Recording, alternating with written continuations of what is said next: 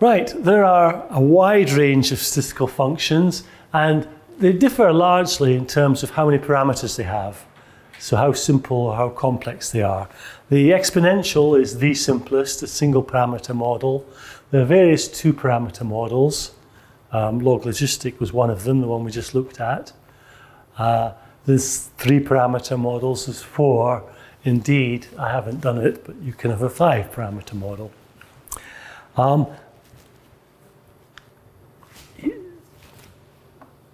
These are examples taking the generalized gamma of different hazard functions. Remember what the hazard is showing.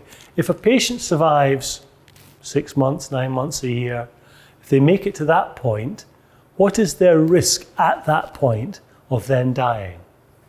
Now, if you think about it, for different interventions, you might expect the hazard to decrease and then maybe over time start increasing.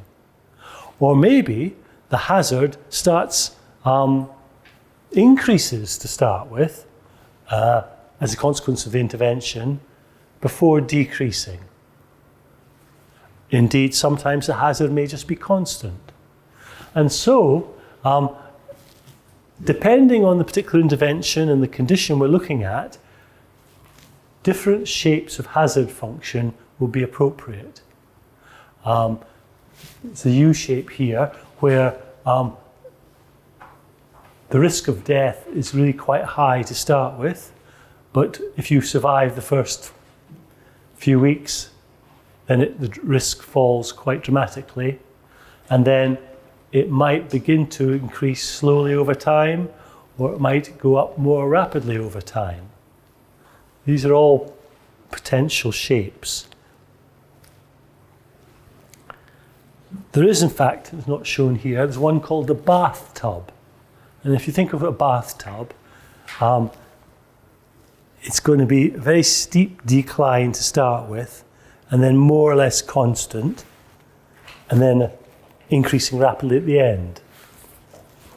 And so for some conditions, that makes the most sense. And so I guess what this is highlighting is, in thinking about the distribution to use, you have to think a bit about the underlying condition and what happens to patients. So again, I'm emphasizing it's more than just a statistical exercise. You've got to get the statistics, as it were, to marry up with the clinical information.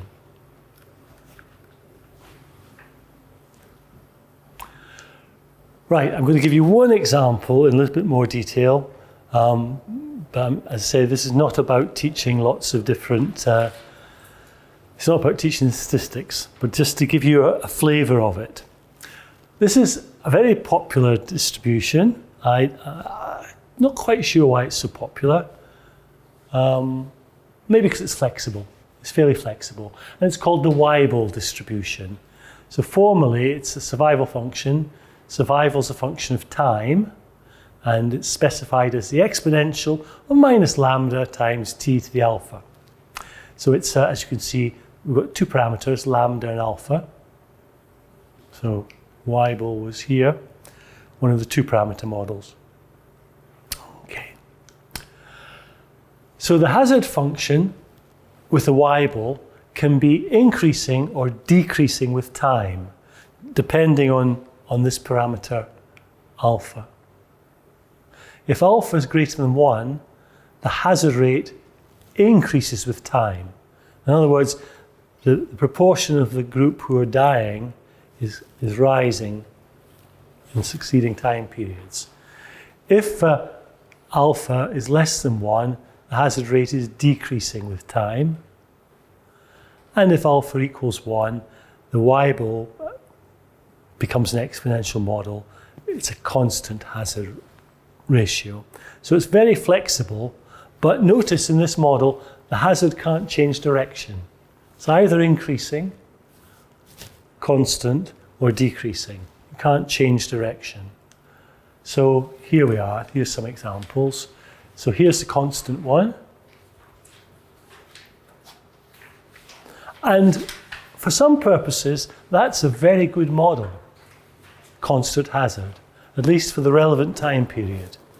On the other hand, if the patients are quite long-lived, it's quite likely that hazard at some point is going to start increasing, just because older people are more exposed to other comorbidities. So we've got these possibilities. This is a decreasing, and then we've got a couple of increasing ones here. So yeah, the reason it's popular is it's quite simple to estimate and it's flexible. Right, now the examples we've had so far, particularly the cytidine example, it assumed that a particular survival function was appropriate and it fitted it to the entire period of the data.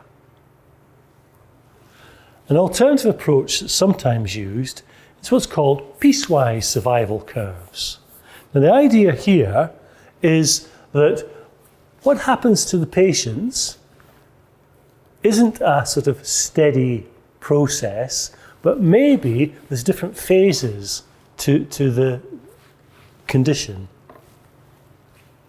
So rather than fit a single curve to the data points, you might fit two or more curves or pieces of curves.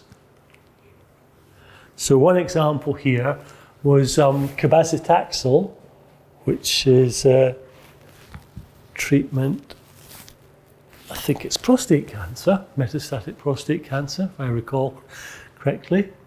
And what they found was that in the data, early on, there were quite a few deaths in the trial from cabazitaxel-induced neutropenia. And then if you survived that first phase of treatment, these deaths ceased. And so the next piece of the survival curve was a different shape from the first piece. The first piece was quite high hazard rate, but it was short-lived. Then the second piece was people dying at a much lower rate.